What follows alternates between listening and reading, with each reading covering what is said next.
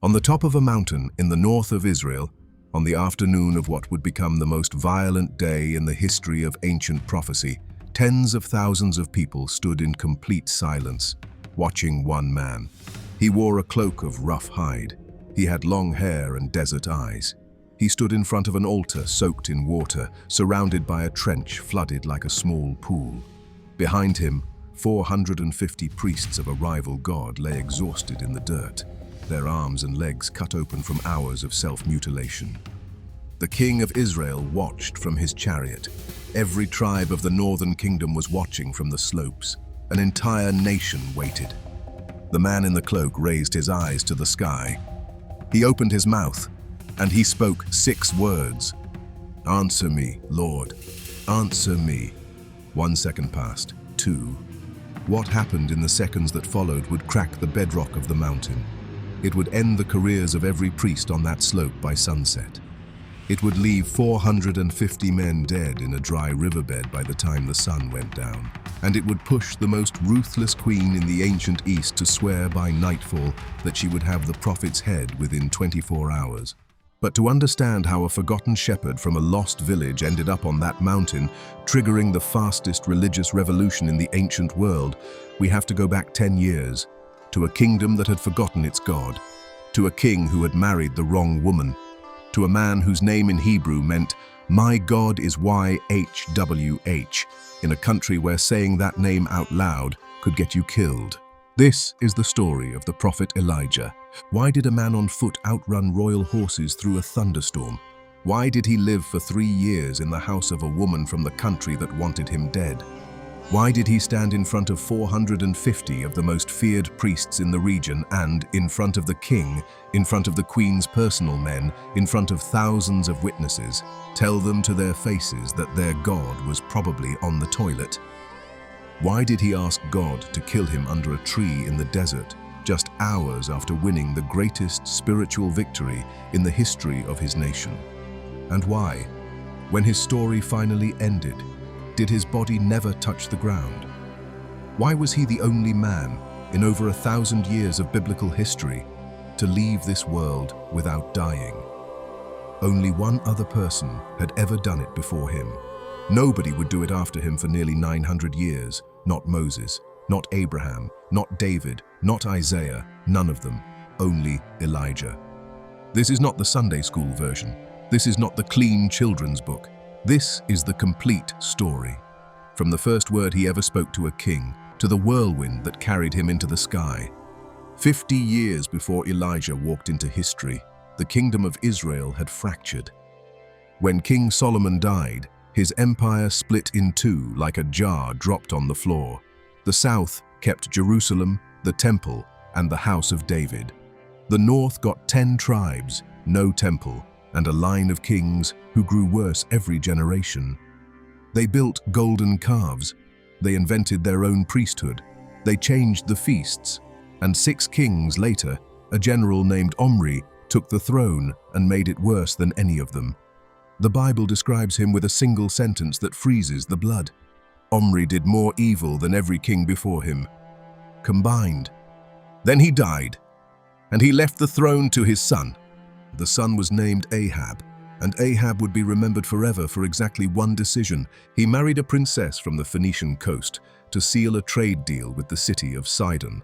Her name was Jezebel, and this is where the story changes. Jezebel was not a queen. Jezebel was a weapon. She arrived in the capital of Samaria at around 18 years old, with the cold intelligence of a career politician and the religious fanaticism of a high priestess. Her father was a king. Her grandfather had murdered his way to the throne. She had grown up in a palace where on festival nights the priests of Baal screamed in ecstasy, cut themselves with knives until they bled, and parents paid for the privilege of placing their own children on the red-hot bronze arms of the idol to be burned alive because they believed the screams of the children could bring the rain. This was the religion she carried with her to Israel. But Jezebel did not come to Samaria to adapt. She came to convert. Within months of her arrival, she had turned Ahab, a grown man, a trained soldier, a king in his own right, into a political husk. She built a temple to Baal in the heart of his capital. She raised a sacred pole to the goddess Asherah beside his own palace. She put 850 pagan prophets on the royal payroll and fed them at her personal table like pets.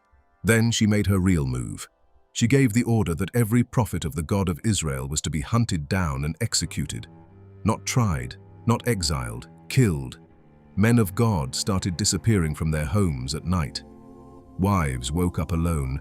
Children never saw their fathers again. And the people of the country watching began to bow their heads when her procession passed through the streets. Those who had been afraid of God learned to be more afraid of her. 100 prophets survived, only 100. Hidden in 2 caves by a man named Obadiah, the chief steward of Ahab's own palace, who smuggled them bread and water by night and prayed every single morning that nobody would betray him. This was Israel when Elijah arrived. A kingdom where worshipping God was a capital crime. A weak king run by a woman who made Cleopatra look reasonable. And a silence so complete that when the shepherd from Gilead finally spoke, the sky itself stopped moving. Nobody knew where he came from. Nobody knew his father's name. Nobody knew if he had brothers or a wife or children. He walked into history out of nowhere, from a wild country east of the Jordan called Gilead, a land of shepherds and outlaws where men wore coats of rough hide and owed nothing to anyone. His name was Eliyahu. In Hebrew it meant 4 words. My God is YHWH. In a country where the state religion was Baal, his own name was a declaration of war. We do not know when the call came. A vision, a dream, a voice in the night. Scripture does not say, but we know the instructions he received. Cross the Jordan, walk to Samaria, enter the royal palace, and deliver to the most wicked king in Israel a message that would close the sky. Any sane man would have refused. Elijah started walking. He arrived at the court the way a ghost arrives. One moment Ahab is running his kingdom. The next moment there is a stranger standing in front of the throne, a man in filthy hide, long hair, desert eyes, no guards, no introduction, no permission to speak. What he said became one of the most famous sentences in the entire Hebrew Bible. As the Lord, the God of Israel, lives before whom I stand, there shall be neither dew nor rain in these years, except by my word. Then, before the guards could move, he walked out of the hall. Stop and think about what he just did. The state god is Baal. Baal is the god of storms. Baal is the god of thunder. Baal is the god of rain. That is his entire job. And a shepherd from a nowhere village has just walked into the palace, looked at the king, the queen, and the 450 priests standing behind the throne, and told them that the rain god is off duty. By his word. Not the queen's, not the king's, his. Not by Baal, by him, and the sky obeyed. That day, the last cloud drifted over the land and did not come back. What nobody in that throne room could have imagined was that the man who had just walked out was already marked for a final chapter, unlike anything in their entire scripture. The shepherd from Tishbe was not destined to die from a sword, from old age, from poison, from any of the ways prophets had died before. His story would end in something the language of his people barely had words to describe. But that was still a decade away. First, he had to disappear. By the time Ahab's soldiers reached the palace gates, Elijah was already gone. They searched the city. He was not there. They searched the roads. He was not there. They searched every nation that shared a border with Israel. Nothing. Ahab sent agents to Moab, to Ammon, to Edom, to Aram. He made foreign kings swear oaths that no one had seen the prophet. He offered rewards. He threatened reprisals. For 3.5 years, none of it worked, because the voice had given Elijah a second command. Turn east, hide by the brook Cherith across the Jordan. You will drink from the stream, and I have commanded the ravens to feed you there. Cherith was a narrow canyon deep in the mountains of Gilead, a place so remote no army would ever search it, a place where a man could vanish for years. But there is a detail in this command that nobody can ignore. Ravens. Under the law of Moses, ravens were unclean, carnivores, scavengers, birds that fed on death. And God, the God who had given that law, was now using those very birds to feed his prophet, in a canyon where no grain grew, in a country he himself had cursed with drought. Every morning a raven would drop bread beside him. Every evening meat. The prophet who had shut the sky was being fed by unclean birds in a dying land. And for months he lived that way. He drank, he prayed, he watched the mountains turn brown. He listened to the silence grow heavier every week as the country dried. Then one day, the brook dried up. Not all at once. First, the water slowed. Then it stopped. Then the bed turned to cracked mud. The prophet who had closed the heavens had nothing left to drink. God was not saving him from the drought. God was making him live inside it. It was a lesson Elijah would have to learn several times before his story ended. God does not always protect his prophets from pain. Sometimes he walks them through it, because the God who was feeding him with unclean birds in a drying canyon was the same God already preparing the most spectacular exit in the history of ancient religion. No grave, no funeral, no body left behind. A final chapter so strange that 3,000 years later, theologians would still be arguing about what actually happened. But that ending was still years away, and the man who would one day ride fire into the sky had to learn something first. He had to learn the weight of silence. He had to learn to eat from the hand of his enemy. He had to watch the brook run dry. Then the voice returned. "Go to Zarephath, which belongs to Sidon. A widow there will feed you." Sidon. Stop for a moment. Sidon was Jezebel's country. Zarephath was a Phoenician city in the heart of Baal territory. God was sending his most wanted fugitive, the prophet who had personally declared war on the religion of Baal, into the capital of the religion he was fighting. It was the last place anyone would search for him, and it was the place God had prepared. He crossed the border on foot. He entered a country where his description was on every city gate. And at the gates of Zarephath, he found her, a widow, gathering sticks, thin, hollow-eyed. The quiet, empty look of a woman who has stopped being angry and has started just waiting. "Bring me a little water," he said. She turned to go. Hospitality was sacred even among pagans. "And bring me a piece of bread, too." She stopped. What she said next is one of the most devastating lines in the Bible. "As the Lord your God lives, I have no bread. I have a handful of flour in a jar and a little oil in a jug. I am gathering these last 2 sticks to take home, bake what is left, eat it with my son, and die." She had already made peace with the end. She had stopped crying. She was collecting firewood for the last meal of her child's life.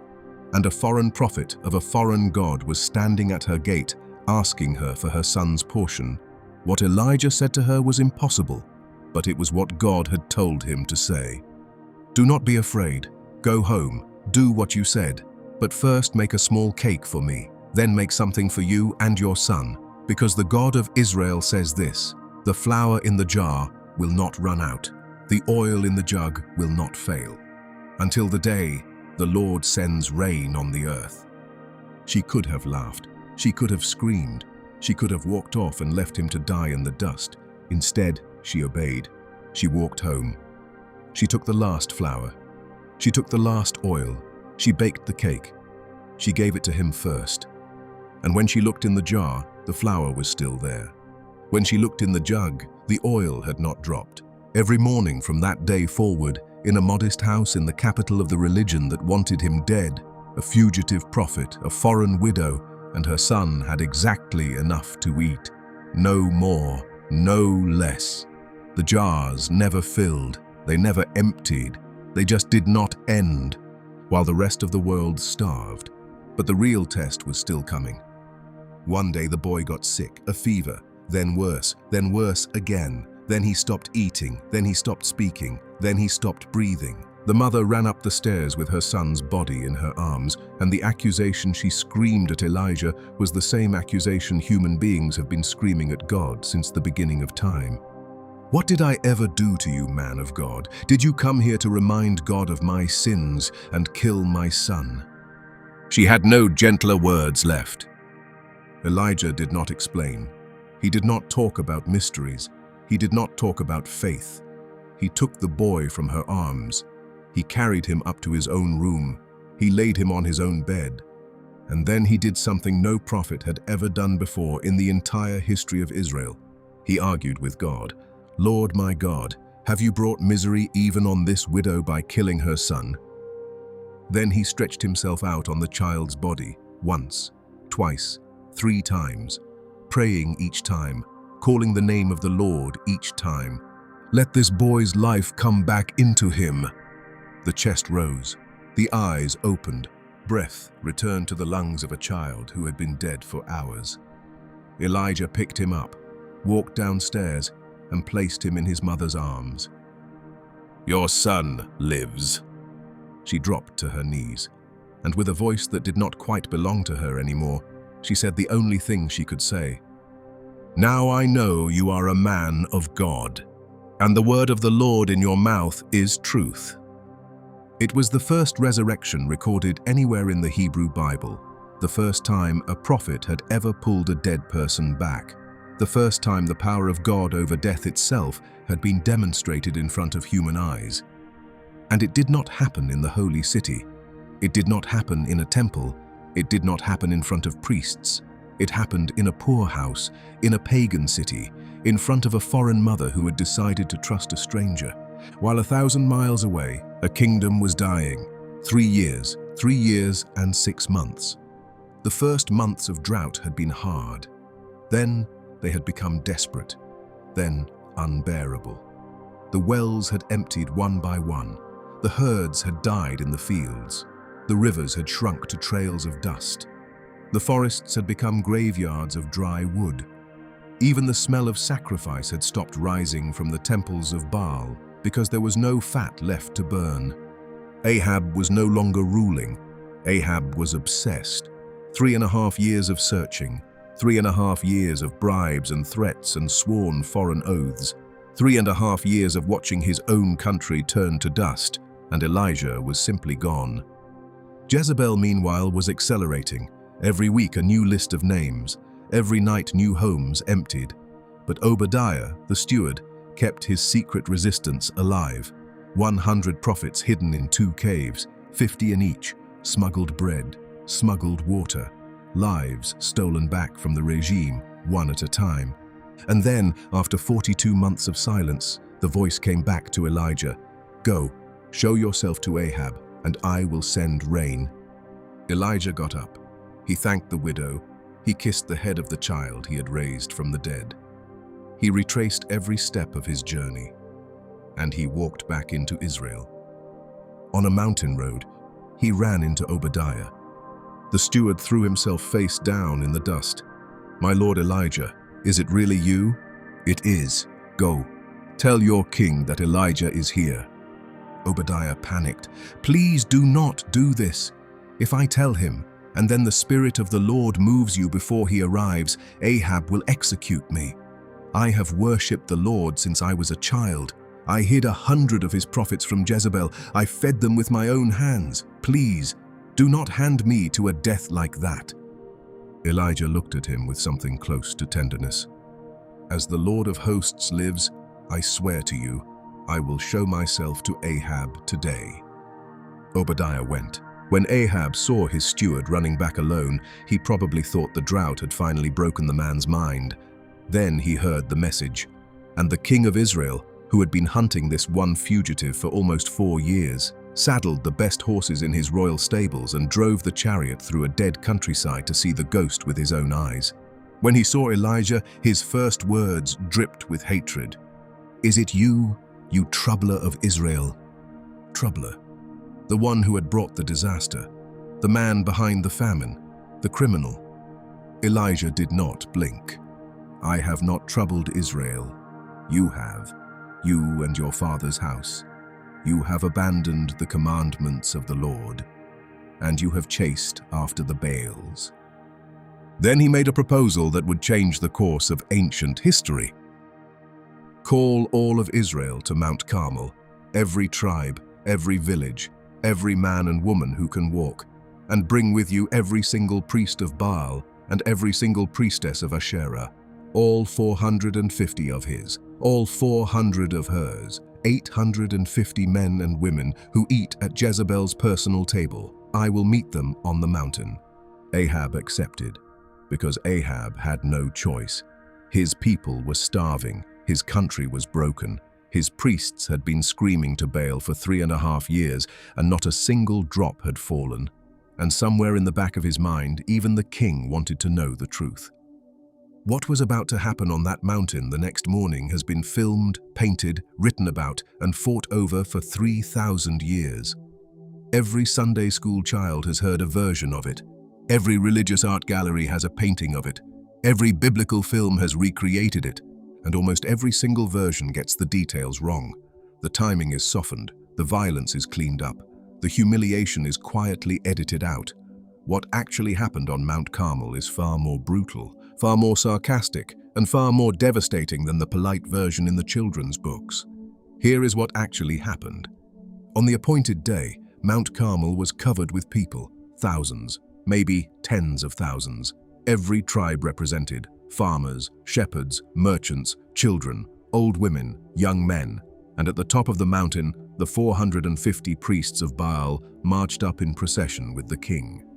The 400 priests of Asherah, the ones who ate at the queen's personal table, never came.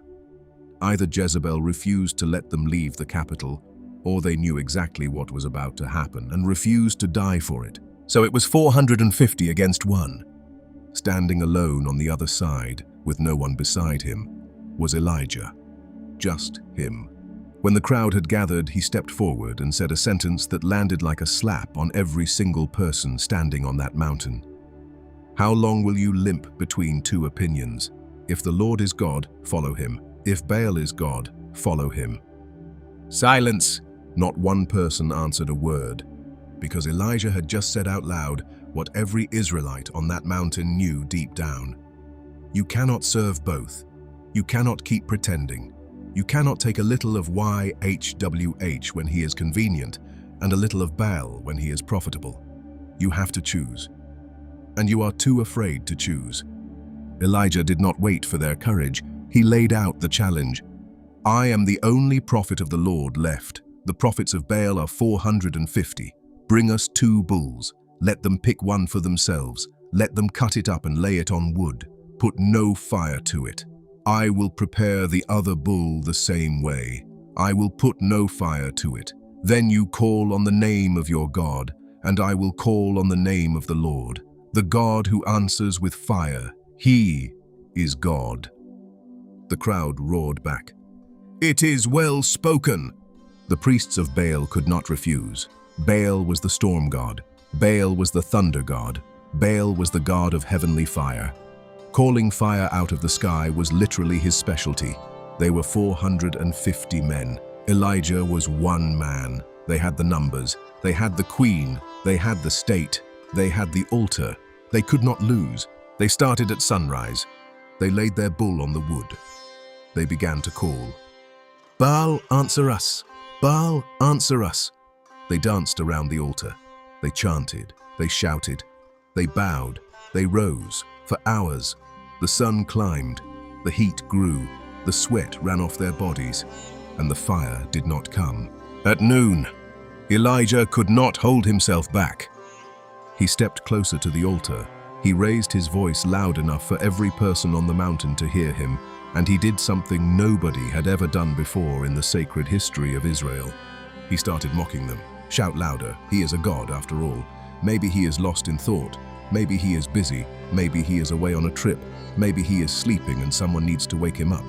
The Hebrew word Elijah used for busy is not a neutral word. Scholars have argued over it for centuries, and they all agree on one conclusion. It literally suggests the god had stepped away to use the toilet in front of all of Israel, in front of the king, in front of the queen's personal priests. in front of thousands of farmers and shepherds and merchants who had climbed a mountain in the heat to watch this show. The shepherd from Gilead had just told 450 of the most feared religious men in the country that their God was probably on the pot. There is no parallel to this moment in the Old Testament. No prophet before him, not Moses, not Samuel, not David, had ever publicly humiliated a rival religion with this kind of language. No human being in the entire sacred text had ever said something this vulgar to people, this powerful. For a full second after he said it, nobody on that mountain moved. Then the reaction came in waves. Some of the priests of Baal went white with rage. Some lunged for weapons and were held back by their own order. Some turned back to the altar and doubled down, screaming louder than before. In the crowd, an old farmer who had not laughed in 3 years of famine suddenly let out a nervous, terrified laugh and then froze when he realized what he had just done. In the royal chariot, Ahab sat completely still. He had brought this man to the mountain to prove Baal was real in front of his entire country. Instead, the prophet was turning the state god into a bathroom joke in front of thousands of witnesses. And somewhere, down in the palace of Jezreel, a messenger was already being dispatched to carry the words back to the queen who would hear them before the sun set. She would never forgive him. But the priests of Baal were not thinking about the queen anymore. They were thinking about the humiliation still burning their faces, and they snapped. They started cutting themselves with swords. They gashed their arms with lances. Blood ran down their chests and their legs. They screamed until their voices broke. They danced until their knees collapsed. For another 6 hours. Until the afternoon began to turn toward evening. And still, no fire, no spark, no smoke, just a raw bull rotting on a pile of dry wood under a sun that was slowly starting to drop. At last, they gave up. Elijah called the crowd closer. He took 12 stones, one for each tribe of Israel. He rebuilt the altar of the Lord that had been torn down. He dug a trench around it. He laid fresh wood. He cut the bull into pieces. He placed the pieces on the wood. And then he gave an order that made the crowd think he had lost his mind. "Fill 4 jars with water. Pour them on the offering and on the wood." Water, the most precious thing left in a country dying of thirst. Water bought with gold, water rationed by the cup, and Elijah was demanding gallons of it wasted on a pile of wood that was supposed to burn. They obeyed. They poured the first 4 jars. "Do it again." They poured 4 more. "Do it again." They poured a 3rd round. Now the altar was drenched. The wood was saturated. The ground around it was mud. The trench around the altar had filled with water like a small pool. Under normal physics, nothing on that altar could catch fire. Not even dry straw, not even oil, not even a live torch pressed against it. Elijah stepped forward. He did not shout. He did not dance. He did not cut himself. He lifted his eyes to the sky and spoke in a calm, quiet voice. "Lord, God of Abraham, Isaac, and Israel, let it be known today that you are God in Israel, that I am your servant, that I have done all of this at your word. Answer me, Lord, answer me, so that these people know you, Lord, are God, and that you are turning their hearts back." A pause, and then the sky opened. The lightning came down so fast, the human eye never saw it move. One instant, the altar was there. The next instant, it was gone. The bull, the wood, the stones, the water, the very dust around the offering, every single thing on and near that altar vanished into a column of white fire that made the noon sun look grey. The stones melted, the ground fused into glass. The water in the trench boiled away in a single breath, and the mountain itself trembled under the impact. When the light died, nothing was left, not bone, not ash, not stone, just a black scar in the rock where a second earlier there had been a sacrifice. Every single person on that mountain fell on their face, and from thousands of mouths came the same sentence, shouted together again and again like a human thunderclap rolling across the mountain. "The Lord, He is God. The Lord, He is God." In the Hebrew of that moment, it sounded like this: Yahweh hu ha Elohim. Yahweh Hu Ha Elohim. And that is exactly the phrase from which Elijah's own name comes. My God is YHWH. In that moment, the entire country was shouting his name, but he was not done. He stood up. He looked at the 450 priests, and he gave an order that shocked everyone who heard it. Seize the prophets of Baal. Do not let one of them escape. The people obeyed. 450 men who an hour earlier had been the religious elite of the kingdom were rounded up, one by one. Elijah led them down the mountain, through the burnt fields to the dry bed of the brook Kishon. And there, in a riverbed that had not seen water in 3.5 years, he had every single one of them executed. 450 men in a single afternoon. It was brutal. It was final. But it was also the law of Moses. A prophet who led a nation into idolatry had to die. For 3.5 years, Jezebel had been murdering the prophets of the Lord one by one. In one afternoon, the priests of Baal paid the debt in full. When it was over, Elijah went back to Ahab. The king had stayed in his chariot the entire time, paralyzed, silent, watching his wife's religion die. "Get up," Elijah said. "Eat, drink. I hear the sound of heavy rain." Ahab obeyed, but Elijah did not eat with him. Elijah climbed higher on Carmel, knelt in the dust, put his face between his knees, and told his servant to look toward the Mediterranean. "Nothing," the servant said. "Go again." "Nothing." 7 times. 7 times Elijah sent him. 7 times the servant came back with empty hands. On the 7th time, he came sprinting back with his eyes wide. There is a cloud, as small as a man's hand, rising from the sea. Elijah was already on his feet. "Tell Ahab, harness the horses. Go down to Jezreel now, or the rain will stop him on the road." Within minutes, the sky turned black. The wind slammed against the mountain. A black wall of clouds rolled in from the Mediterranean like a tide. And then the rain came, not in drops, not in showers, in a flood, as if 3.5 years of held-back water had been released in a single night. Ahab whipped the horses. The royal chariot tore off toward Jezreel through a country turning into mud. And behind him, on foot in the storm, ran Elijah. With the power of the Lord on him, he pulled his cloak tight, tied it around his waist, and ran. A man on his own 2 feet outrunning the fastest horses in the kingdom. For miles, through sheets of rain so thick you could not see 10 steps ahead. And he reached the gates of Jezreel before the king's chariot. He had closed the sky. He had opened the sky. He had killed the priests of the state religion. He had converted an entire nation in a single hour. He had run faster than royal horses through a hurricane. Any sane man would have assumed the war was over. It was not. While Elijah stood outside the gates of Jezreel, soaked by the first real rain his country had seen in almost 4 years, a messenger walked into the royal palace. Ahab told his wife everything: the challenge, the fire, the 800 priests, the massacre at Kishon, the blood, the rain, and Jezebel, granddaughter of a regicide, priestess of a god of children's blood, the woman who had turned a king into her instrument and a country into her private religion, did not collapse. She did not weep. She did not ask a single question. She got angry. She sat down at her writing table. She dictated a message in her husband's name. She sealed it with the royal seal, and she sent it to the man standing outside her city gate. The message was 9 words. "May the gods do to me, and more, if I do not make your life like the life of one of them, by this hour tomorrow." 24 hours.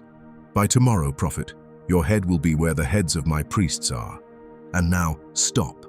Think about the man receiving this letter. This is the prophet who shut the sky for 3.5 years. This is the man who pulled fire out of nothing. This is the man who just killed 450 of her priests with the help of an entire nation. This is the man who outran her husband's horses in a storm. If there is one human in the history of ancient Israel who should have laughed at a letter from Jezebel and tossed it in the mud, it is Elijah. He did not laugh. He panicked, and he ran. How does a man like this collapse in a single instant? Nobody knows for sure. Maybe it was the shock after the extreme tension of Carmel. Maybe he had believed, really believed, that the fire from heaven would change everything, even the queen, and the letter destroyed that belief. Maybe he was simply human, because even the greatest men have a moment when the body gives up, the mind shuts down, and the heart breaks.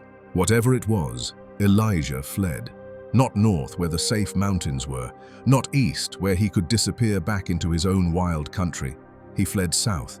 He crossed the entire kingdom of Israel on foot. He crossed the entire kingdom of Judah. He kept going until he reached Beersheba, the last civilized city before the southern desert.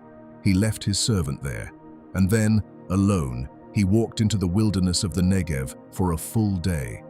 Walking, walking, walking, without eating, without drinking, no destination, just distance, from people, from the throne, from his own name.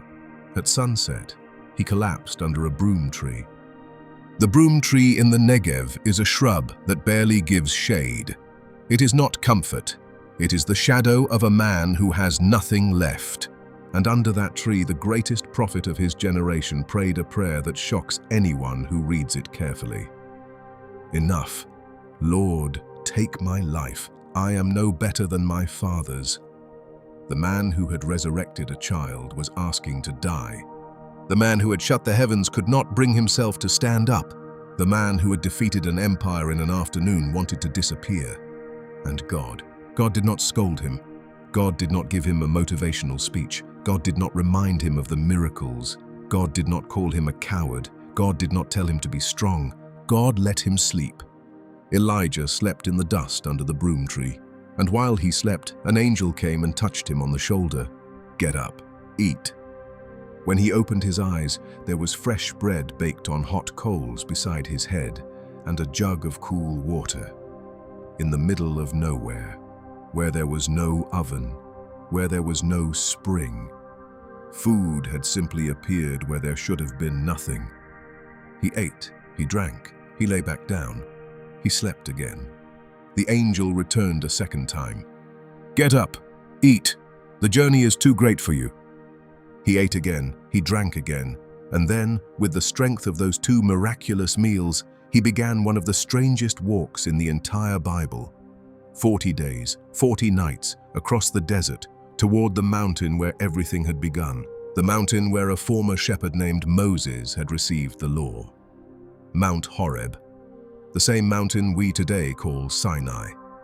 Why 40? Because it was the exact number of days Moses had spent on that mountain, the exact number of years Israel had spent wandering in the wilderness. Elijah was not just walking to the desert. He was walking backwards through the entire history of his nation. He was trying to find God in the same place his ancestors had found him. He reached the mountain. He entered a cave. It was probably the same cleft in the rock where Moses had hidden when God had passed by centuries before. And in the darkness, alone, exhausted, he waited, and the voice came. What are you doing here, Elijah? And the prophet's answer was a river of self-pity. He did not even realize he was pouring out. I have been zealous for the Lord God of hosts. The people of Israel have abandoned your covenant. They have torn down your altars. They have killed your prophets with the sword. I am the only one left, and they are trying to kill me. I am the only one left. It was a lie. 100 prophets were still alive in Obadiah's caves. 7,000 Israelites had never once bent their knees to Baal, and he did not know a single one of their names. But in his exhaustion, in his shattered state, Elijah could see only himself, the last faithful man in the world, abandoned, hunted, alone. God did not correct him, not yet. Go out, stand on the mountain, the Lord is about to pass by. And Elijah went out. And what happened next is one of the most quoted passages in all of theology. First came the wind, not a normal wind, a wind strong enough to split the mountains and shatter the rocks, a divine hurricane, the exact kind of wind Baal would have used to manifest himself. But the Lord was not in the wind. After the wind came the earthquake. The ground moved under Elijah's feet. The mountain shook like a tree in a storm. Rocks cracked and fell. A God of judgment would have shown himself in an earthquake. But the Lord was not in the earthquake. After the earthquake came the fire, the same tongues of flame that had eaten the altar at Carmel, the same fire that had fallen on Sodom, the fire of a God who had just killed 450 men in a riverbed. But the Lord was not in the fire. And after the fire, there came a sound of low silence. The Hebrew is almost impossible to translate. Some scholars call it the sound of a thin silence. Others call it a gentle whisper. Others call it the voice of a quiet so deep you can hear your own blood. It was the sound of silence itself, the softest breath, almost nothing at all. And it was in that nothing that God was. Elijah understood. He pulled his cloak over his face because you do not look at God directly, and he walked out of the cave and he stood at the entrance. He had just learned, in the most painful way possible, the secret of his own life. The God he had been serving was not only the God of fire, he was not only the God of thunder, he was not only the God of spectacular victories on mountaintops, he was also, and above all, the God of the whisper, the God of the silence, the God you hear when everything else goes quiet. And the voice came back, "What are you doing here, Elijah?" He answered again, word for word, like a man still stuck in his pain, "I am the only one left, and they are trying to kill me."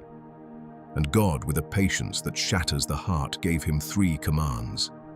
Go back, return the way you came, go to the wilderness of Damascus. When you arrive, anoint Hazael as king over Aram, anoint Jehu as king over Israel, and anoint Elisha, son of Shaphat from Abel-Meholah, as prophet in your place.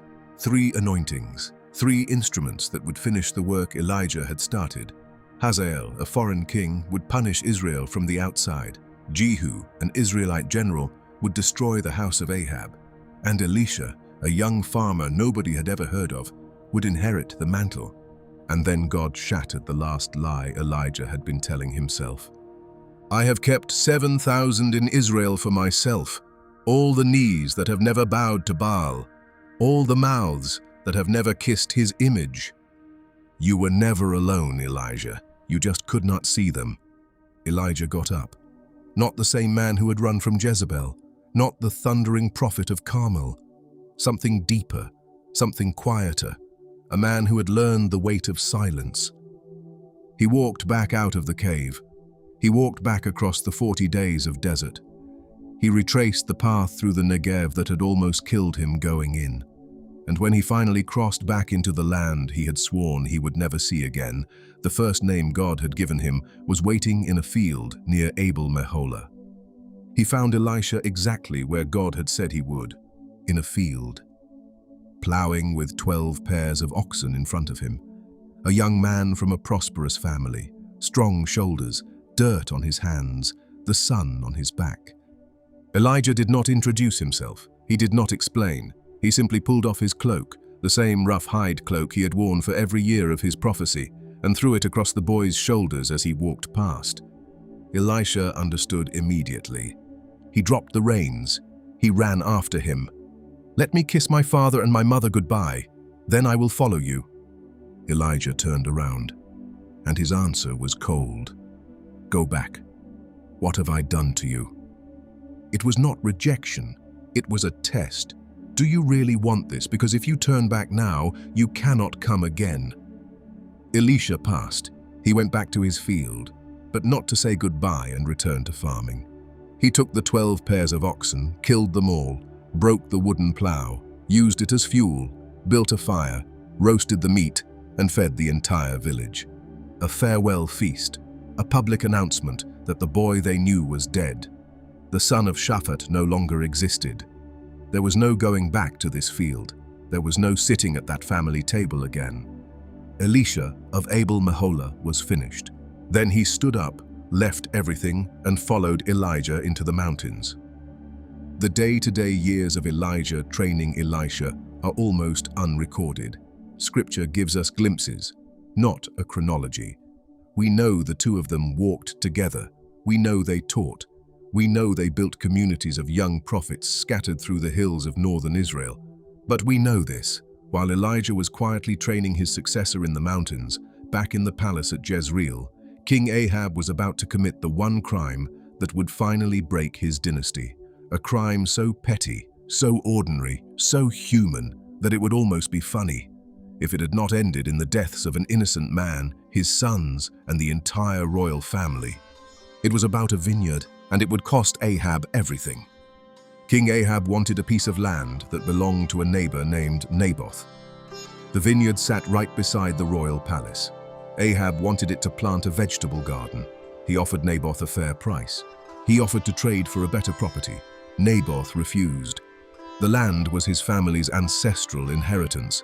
The law of Moses forbade him from selling it. Ahab went home sulking. He refused to eat. He lay on his bed with his face to the wall like a spoiled child. And Jezebel, when she found out why, laughed in his face.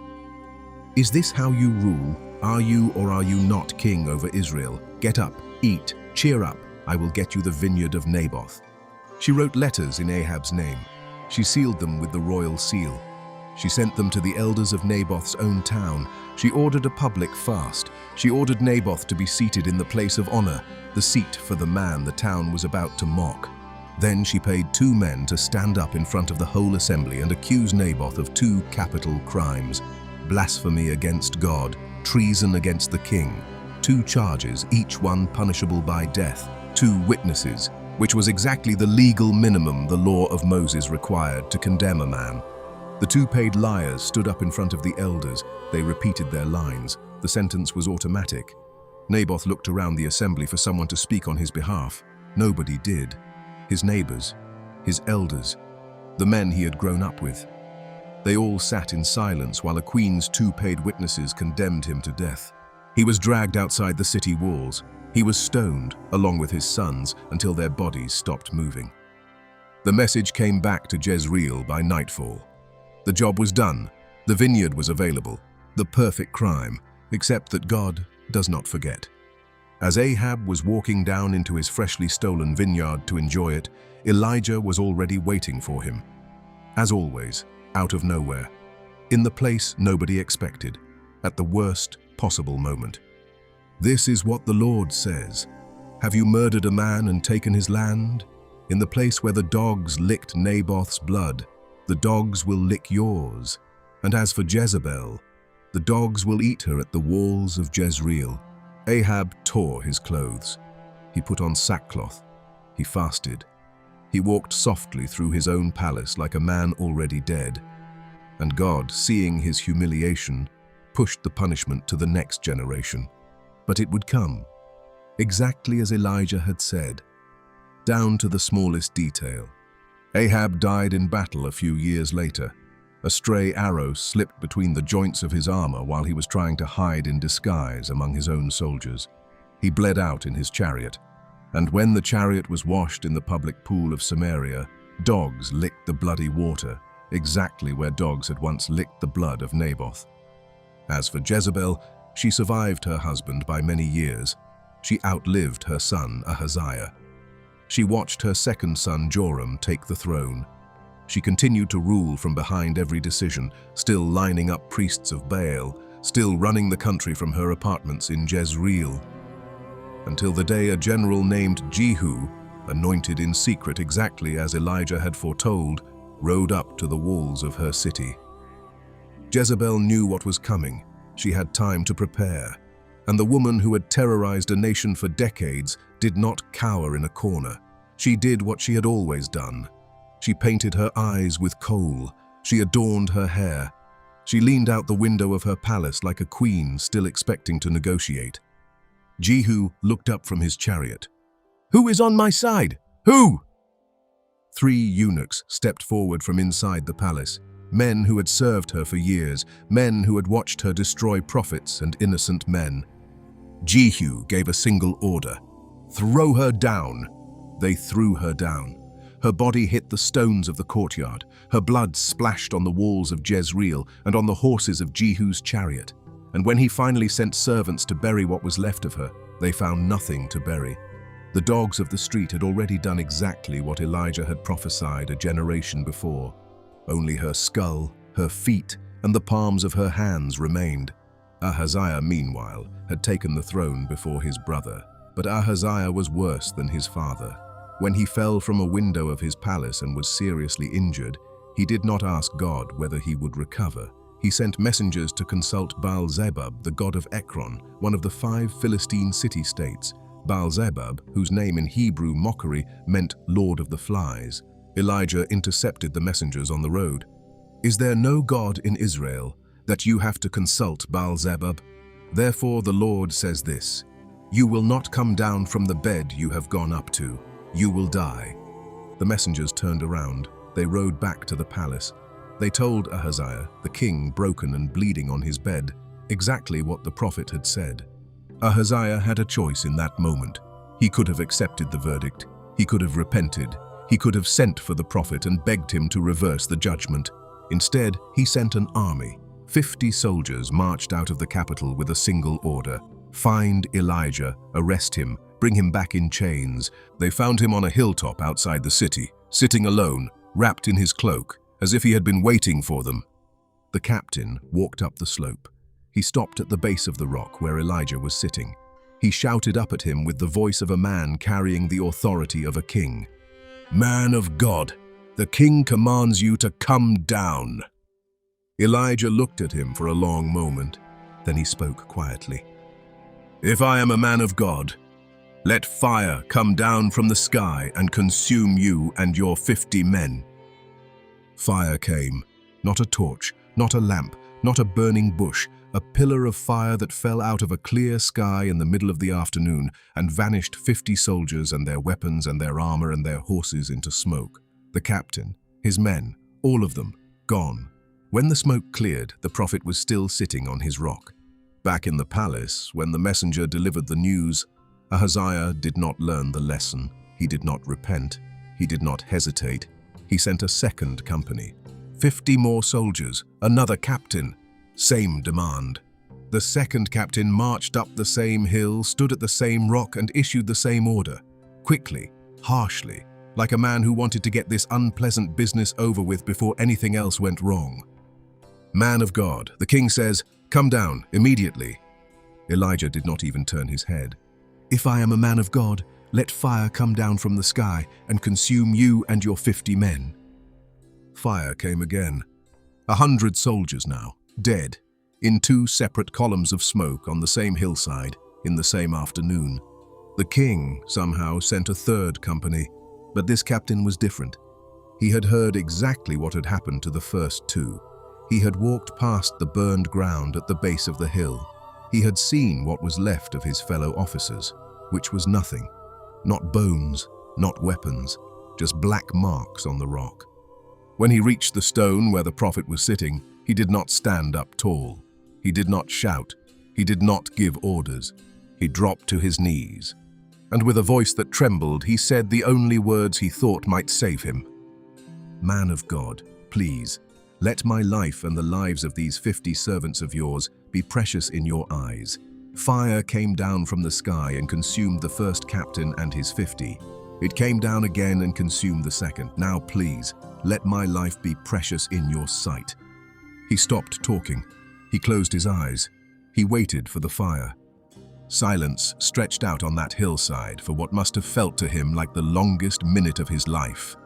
Then an angel of God whispered into Elijah's ear, "Go down with him. Do not be afraid." Elijah stood up. He walked down the hill past the burned patches where 100 men had died. He walked past the 50 terrified soldiers who were expecting to be incinerated at any moment. He walked past the captain still kneeling with his eyes shut. He did not say a word to any of them. He walked all the way to the palace. He walked past the royal guards who did not dare stop him. He walked through the corridors of a dying king's palace. He walked into Ahaziah's sick chamber, and he stood at the foot of the king's bed. Then he delivered the message to the dying man's face. You will not come down from the bed you have gone up to. You will die. Ahaziah died, exactly as Elijah had spoken, without ever rising from his bed. Years passed. Elijah's mission was drawing to its close. He knew it. Elisha knew it. The communities of young prophets scattered across the country knew it, but nobody dared speak of it out loud. Until the day came. He was at Gilgal. He said to Elisha, "Stay here. The Lord is sending me to Bethel." Elisha answered, "As the Lord lives and as your soul lives, I will not leave you." They walked down to Bethel together. The young prophets of Bethel pulled Elisha aside in a whisper. "Do you know the Lord is taking your master from over your head today?" "I know. Be quiet." At Bethel, Elijah said it again. "Stay here. The Lord is sending me to Jericho. I will not leave you." At Jericho, the same words. "Stay here. The Lord is sending me to the Jordan. I will not leave you." And 50 young prophets followed them at a distance.